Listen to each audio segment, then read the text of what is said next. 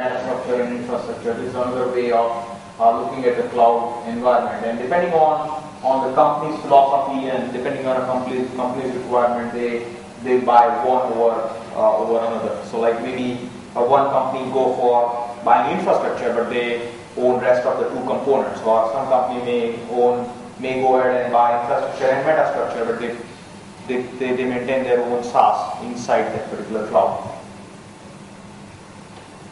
So this is how the whole mechanism may work between developers, end user, and provider. So like provider will come out and give you all these services along with their support. Developer will consume various different APIs, push data, push their platform, etc. And then finally customer will just access the software as services layer because they don't have to worry about the below two layers.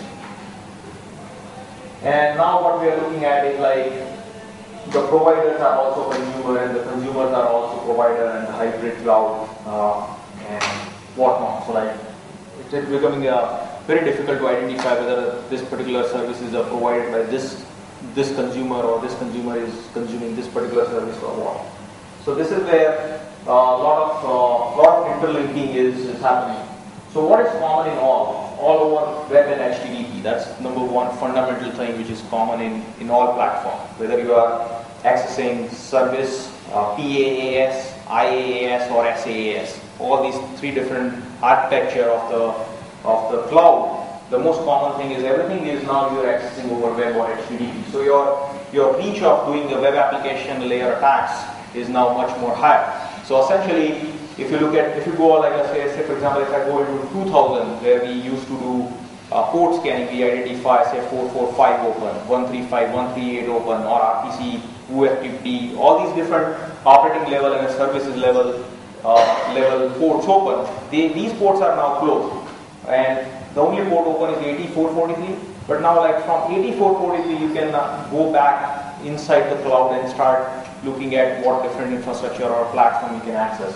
So that's something which is changing and very interesting. Web security and hacking is very relevant in the cloud. Cloud can be looked at as like a Web 2.0, SOA, and something else. Like when I say something else, would be how virtualization has been done in the cloud, or for example, how data storage has been accessed. But these two components, the first two components, would remain the same: Web 2.0 or SOA. A lot of hacks are already happening on the cloud apps over HTTP, and essentially what we are looking at is a complete game-changing phenomenon is going on. So cloud technology trends, web services are forming backend and accessible on SOAP.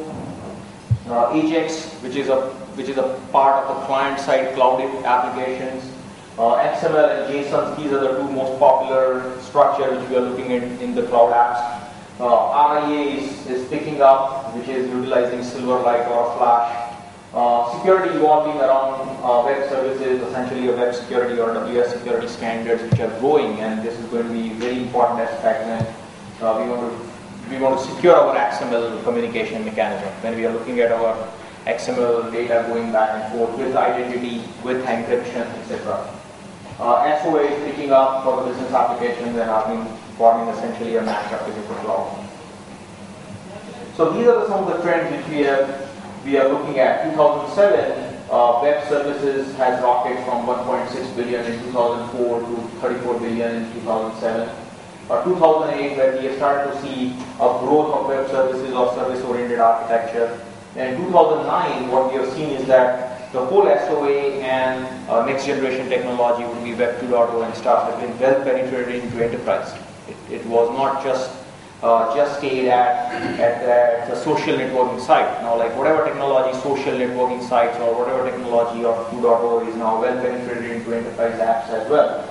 And what we are looking at in the 2010 or 2011 is the cloud applications that integrated with the 2.0.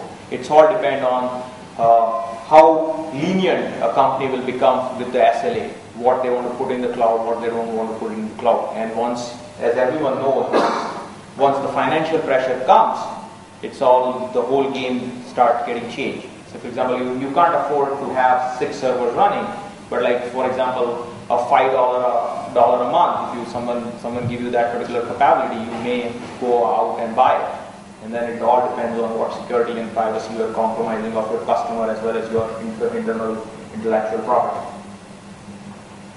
So one of the paradigm shifts which we are looking at is like utility business layer and a presentation layer used to run, like a business and a utility layer used to run on the server side, but now if you look at the applications running in the cloud, where you may be accessing presentation layer, you may be accessing business logic layer, as well as sometimes in some application which we have seen is we're accessing utility layer as well.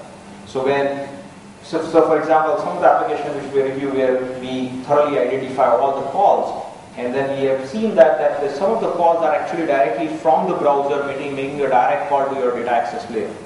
So like if that particular call has been compromised, or if that particular call is weak, what is going to happen is like directly someone is accessing your data access layer or network layer or such.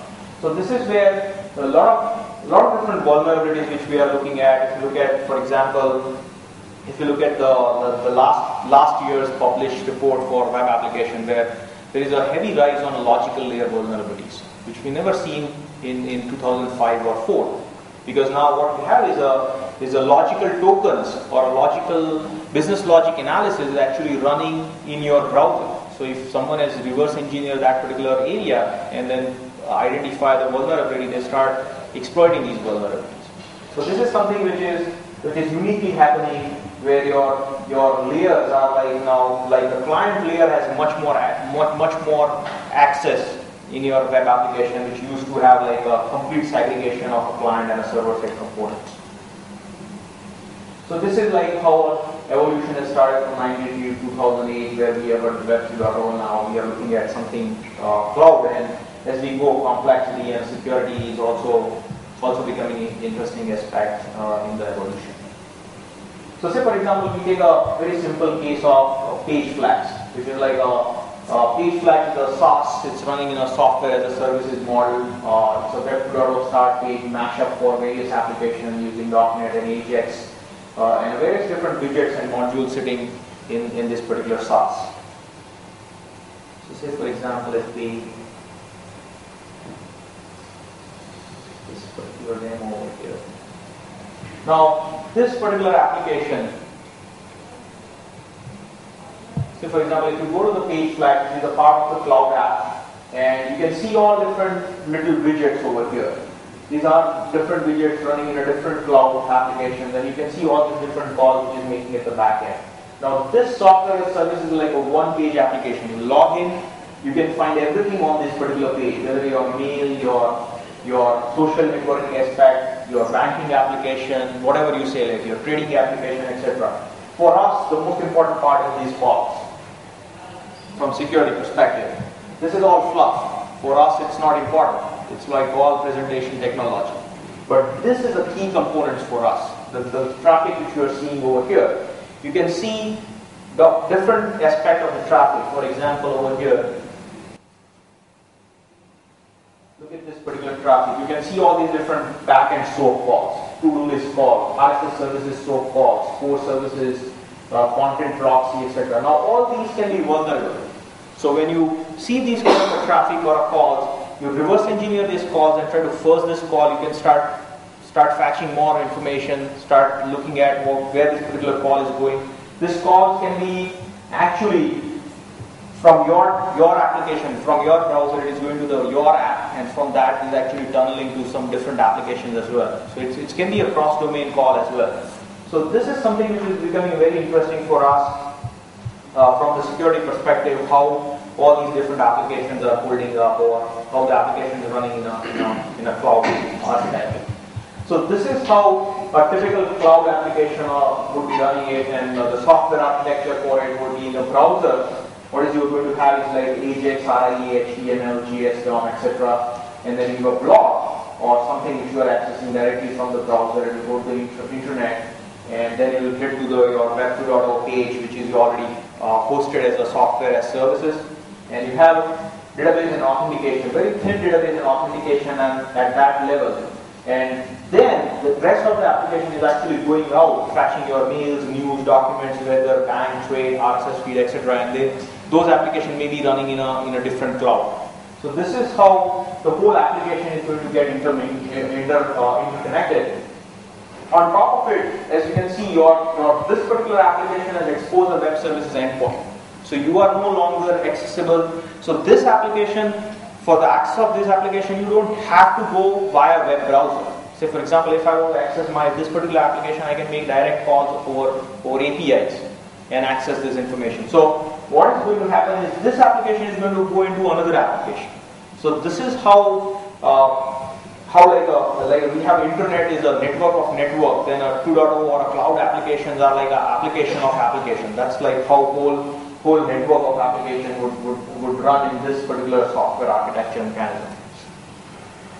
So cloud stack-up model, what we have is an internal, external, proprietary, open, parameterized, deparameterized, and depending on what you are outsourcing and what you are insourcing, you will fall in that particular block.